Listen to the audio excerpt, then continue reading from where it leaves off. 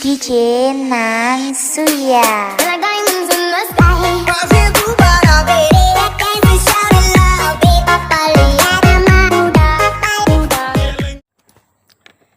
Assalamualaikum warahmatullahi wabarakatuh.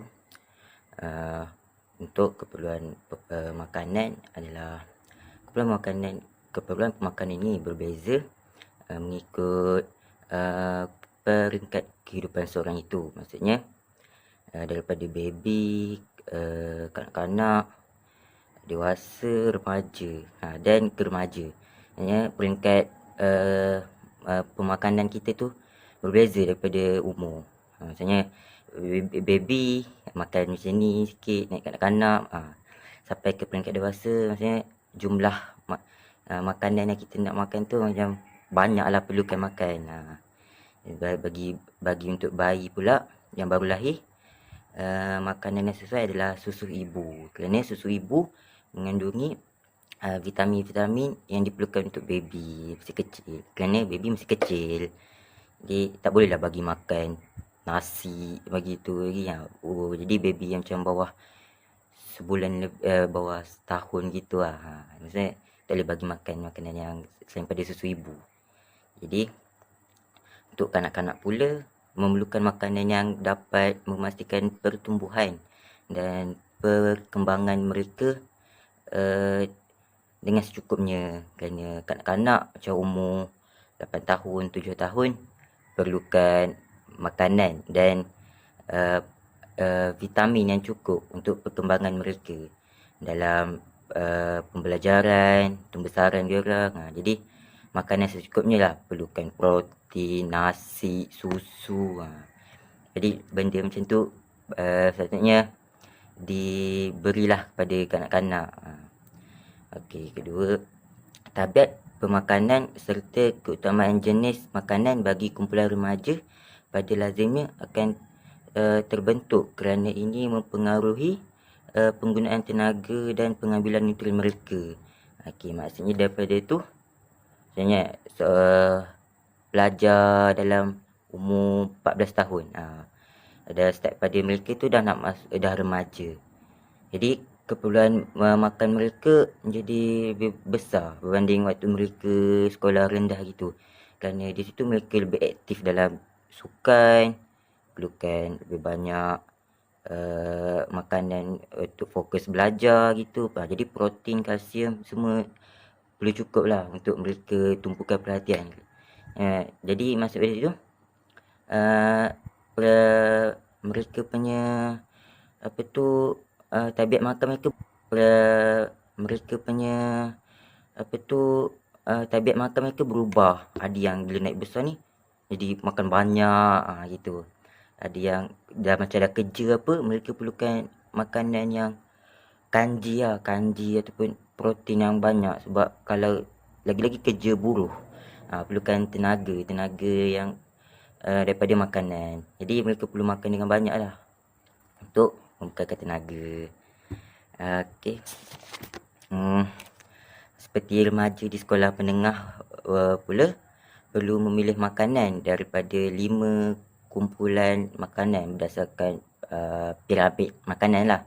Maksudnya bila remaja sekolah ni mereka dah pandai untuk memilih makanan. Maksudnya boleh bezakan pengambilan makanan yang elok dan kurangkan makanan yang manis, macam manis, berminyak, lemak dan berperisa. Berperisa tu macam Maggi, makanan ringan, makanan macam Ajinomoto. Tapi dah kalau lapar makan je lah Maggi je lah yang ada. Tapi kena didik juga, jangan selalu sangat makan. Itu kerana hal ini kerana remaja sekolah menengah perlukan semua nutrien yang diperlukan untuk kekal aktif, cergas di sekolah dan di sukan. Sekarang budak sekolah menengah kan agak sikit aktif. Jadi kita ni perlulah memilih makanan yang secukupnya. Maksudnya jangan lebih makan pun tak elok juga. Jangan kurang makan pun tak elok juga. Kurang makan nanti tak cukup tenaga pula, lemak dalam badan tak cukup, tak elok. Lebih makan pula obes pula nanti jadi. Jadi hal yang eloknya tengah-tengah lah. Kita makan secukup, pengambilan yang elok dan tidak terlalu berlebihan makan. Jadi macam umur antara 13 tahun hingga 15 tahun, pengambilan makanan diorang untuk 13 tahun macam 13 tahun ke bawah lah, apa tu 1580 hingga 2260 kalori. Hal yang eloknya tengah-tengah lah. Kita makan secukup, pengambilan yang elok dan tidak terlalu berlebihan makan. Jadi macam umur antara 13 tahun hingga 15 tahun, pengambilan makanan diorang untuk 13 tahun macam 13 tahun ke bawah lah, apa tu 1580 hingga 2260 kalori. Itu untuk 13 rasanya.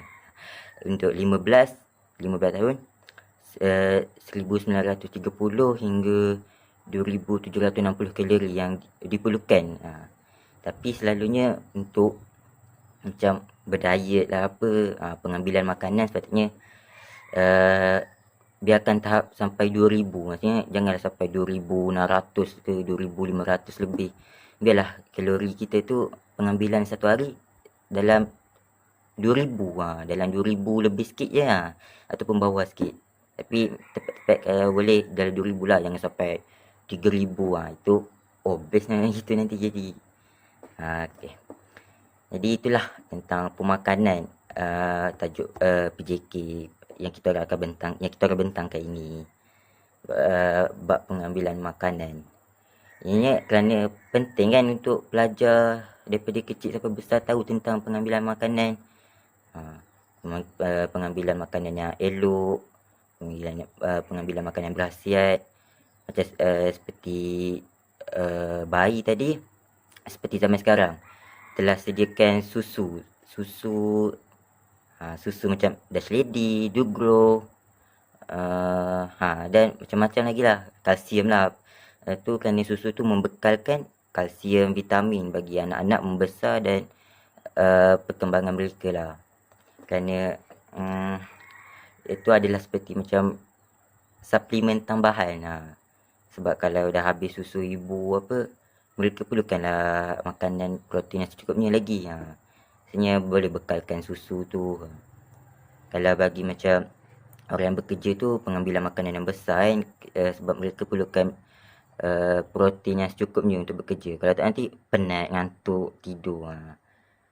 Tu bagi pelajar kalau ngantuk tidur tu selalunya sebab makan banyak lah tu. Kita perlu adjust apa tu makan kita supaya jangan berlebihan. Okey. Itu saja. Assalamualaikum warahmatullahi wabarakatuh. Sekarang saya akan terangkan tentang kepentingan kalori. Kepentingan kalori ni ada 4. 1. Pengekalan suhu badan, aktiviti metabolisme, proses pertumbuhan dan digunakan untuk menjalankan aktiviti fizikal. Ada 3 faktor yang menyebabkan perbezaan pengambilan kalori. Contohnya jantina, umur dan aktiviti fizikal. Kesan kurang pengambilan kalori adalah kurang berat badan, kurang nutrien dan bantut. Kalau terlebih pula akan dapat diabetes mellitus, hipertensi, sesetengah penyakit kanser dan penyakit jantung. この世でから